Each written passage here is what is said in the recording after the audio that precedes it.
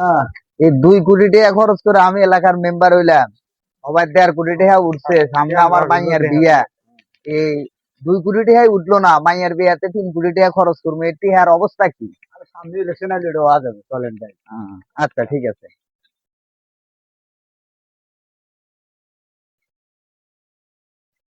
আগে মেম্বারের কাছে যাবো।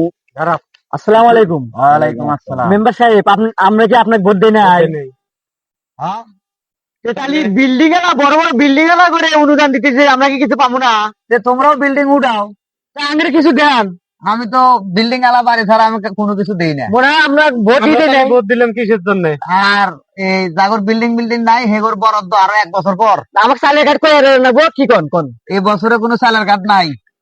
আপনি ভোট চাইতে যাবেন না, হ্যাঁ, তখন আমরা দেখে নিবো। এই চল তো, চল দেখে নিবো, আবার যাইন ভোট দিয়ে দিব।